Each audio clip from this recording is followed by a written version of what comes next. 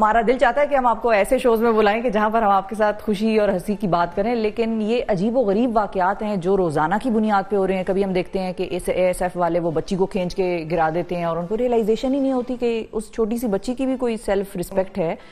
اس خاتون کا ہم نے کیس سنا، یہ تو کمپلیکیٹ ہی ہو گیا ویسے۔ اس کے علاوہ اور بڑی ایسی ویڈیوز ہیں جو روزانہ کی بنیاد پہ سامنے آتی ہیں۔ وائی از دس ایگریشن؟ شفا، مجھے یہ لگتا ہے کہ ہماری سوسائٹی میں انٹالرنس بہت زیادہ آ گئی ہے، اور یہ میرا خیال میں ایک پریزیڈنٹ صاحب بھی ایک بات کیا کرتے تھے پہلے کہ کوئی 95% یہ معاشرہ جو ہے نا، یہ ڈپریشن کا اور سٹریس کا شکار ہے۔ یہ جو ذہنی دباؤ ہے اور جو لوگوں کی فرسٹریشنز ہیں وہ ون وے اور دا ادر نکلتے ہیں۔ آپ لیٹلی دیکھیں، ایک مہینے سے جب آپ کنسنٹریٹ کریں نیوز کانٹینٹ کے اوپر، تو ہر خبر از کرائم ریلیٹڈ، ہر خبر میں مرڈرز ہیں کہ اس نے بیوی کو مار دیا، بیوی نے شوہر کو مار دیا، بچوں سمیت پوری فیملی کو مار دیا، زہر دے دیا، اس میں نہر میں اپنے بچوں کو دھکا دے کے مار دیا۔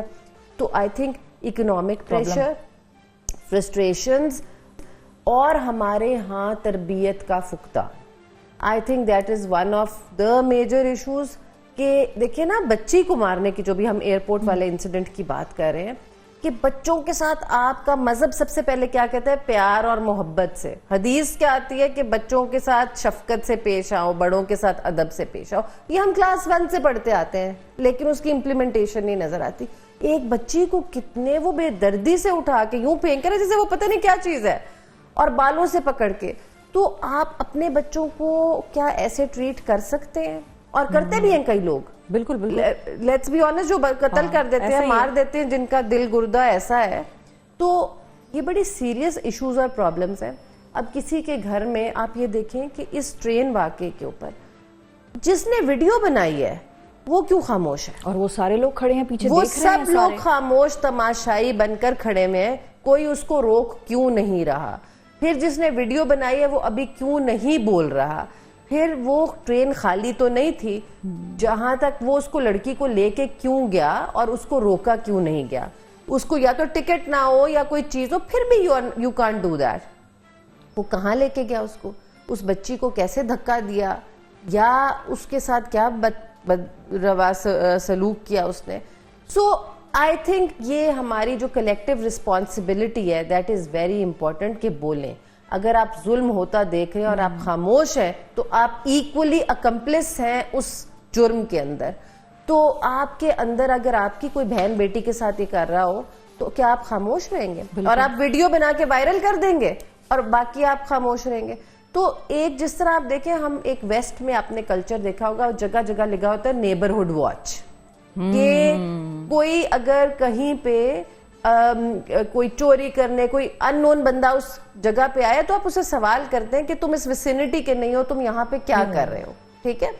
تو یاد ہے آپ کو جب ایک ایشو طالبان والا یا اس طرح والا تھا تو لوگ کہتے تھے کہ رینٹ پہ جگہ نہیں دو، اسٹرینجرز کو نہیں دو۔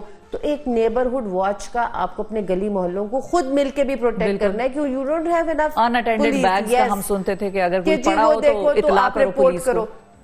تو ہمارا وہ کانسیپٹ کہاں گیا شفا؟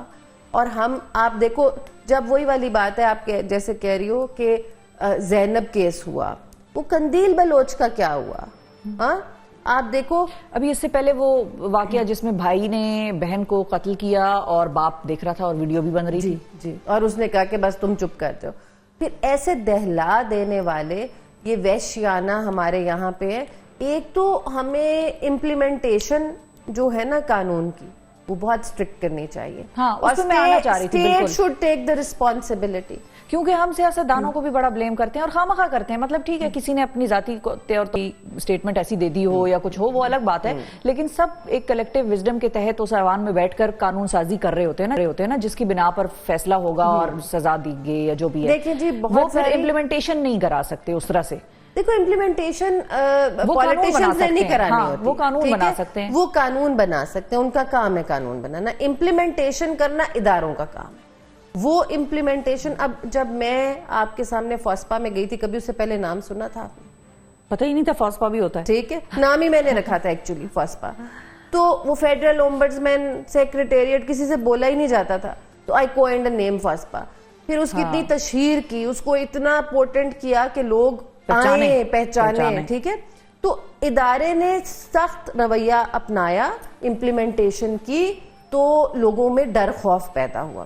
اب اسی طرح آپ دیکھیں کہ آپ لوگوں کو تحفظ دینے کے لیے مثالی سزائیں دیجئے, تشہیر کیجئے, تاکہ خوف آئے لوگوں کے اندر کہ this is not something we can get away with, right? اور ہم بتائیں گے کسی کو آپ لٹکائیں گے تو ہم بتائیں گے کہ فلاں کو لٹکایا ہے, فلاں نے یہ جرم کیا تھا اور اس کی سزا اس کو یہ ملی ہے. اور یہ انٹالرنس تو should not be acceptable. اور اسپیشلی آپ دیکھیں کہ خواتین کے ساتھ یہ صرف یہ شفا, میں نے دیکھا ہے جتنا میں نے کوئی more than 5,000 کیسز کیے فاسپا کے اندر, آپ یہ دیکھیں کہ لوگ خواتین کو نہ آگے بڑھتا دیکھنا چاہتے ہیں, ابھی بھی ان کو ایک سیکنڈ کلاس سٹیزن سمجھتے ہیں, ابھی بھی ان کو ہیرس ہر جگہ کرتے ہیں. میرے پاس ابھی ریسنٹلی ایک میری جاننے والی ہیں, وہ complain people still reach out to me کہ ہمیں گائیڈ کر دیں, ہمیں بتائیں ہم کیسے کریں سینئر لیولز پہ. لیکن یہ لوگ بولتے نہیں ہیں, وہ خواتین شرم کے مارے نہیں بولتی کہ either we lose the job